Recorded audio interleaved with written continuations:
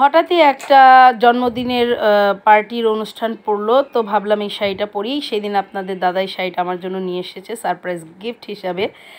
তো এই তো শাড়িটা কেমন হয়েছে সবাই কমেন্টে বলবেন। এটা এই মানে ব্লাউজ এবং ইসের সাথে পরবো। তো এটা হচ্ছে একটা পেজ থেকে নেয়া। আমি পেজটা মানে শাড়িটা প্রথমে দেখে আমার কাছে খুব ভালো লাগে। পরে দেখি সে এই শাড়িটা নিজেই মানে কিনে এনে আমাকে সারপ্রাইজ গিফট হিসাবে দিয়েছে। তো খুব ভালো লাগলো এই সারপ্রাইজটা পেয়ে। তো ভাবলাম বার্থডে পার্টিতে পরে যাই, কারণ সেই দিন সেও আমাদের সাথে অ্যাটেন্ড করেছে। এমনিতে নর্মালি অনেক পার্টিতেই আমরা যাই, সে অ্যাটেন্ড করতে পারে না, সেদিন ছিল। এই তো আমার ফাইনাল লুক। কেমন হয়েছে কমেন্টে বলবেন। তো আমি সব কিছু হোয়াইট রাখার চেষ্টা করেছি, আপনার হচ্ছে ফুলটাও, কিন্তু লাস্টে গোলাপটা সেই আমাকে ফুলটা এনে দিয়েছে। তো ভাবলাম এই শাড়িটার সাথে ফুলটা ভালো যায়।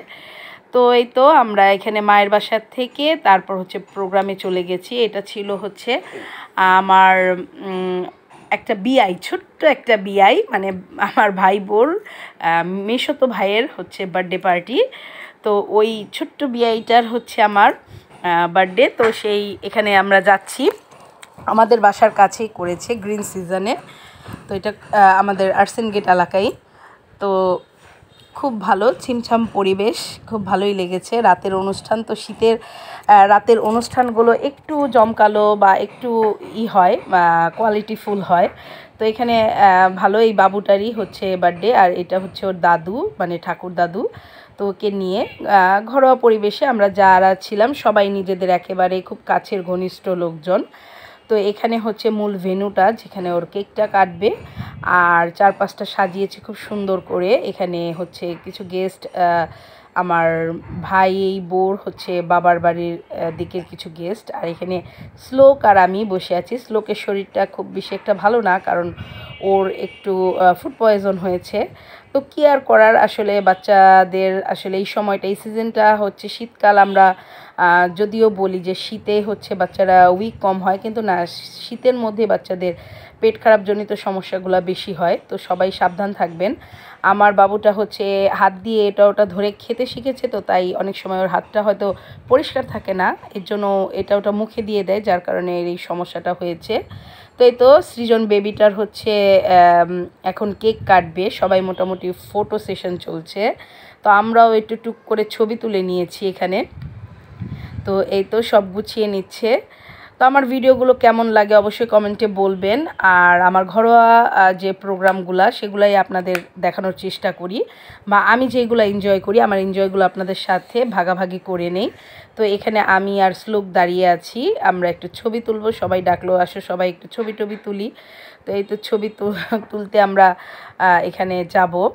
তো এখানে সৃজনের ঠাকুমা আর হচ্ছে আরও কিছু গেস্ট, তারা ছবি তুলছে। সবাই বললামই তো নিজেদের একেবারে খুব কাছের লোকজন। এটা হচ্ছে আমার সেই বড় বিয়াই, মানে আমার ভাইয়ের শালা, এটা ও আর ওর ওয়াইফ। আর এখানে হচ্ছে মা, আমি, বিদ্যা। তো এই তো এর পরই আমাদের খাবারগুলো দিয়ে দিয়েছে টেবিলে। তো এই তো আমরা এখন খাবো। এখানে চাইনিজ আইটেমটাই তারা রেখেছে। তো খাবারটা খুব শীতের মধ্যে হালকা হালকা শীত ছিল, খাবারটা খুব এনজয় করেই খেয়েছি। তো প্রথমে স্যুপটা আর অন্থনটা দিয়ে খুব ফাটাফাটি করে পেট ভর্তি করে খাওয়া মতন।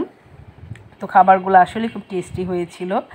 এরপর সবাই আমরা নিজস্ব লোকজন, আমার মাসি, মেসোতো বোন, আমরা সবাই বসেছি। তারপরে এটা হচ্ছে ফাইনাল, যে ফ্রাইড রাইস আর চিকেন ফ্রাই, কারি, ভেজিটেবল, কোল্ড ড্রিঙ্কস, এগুলা সব ছিল।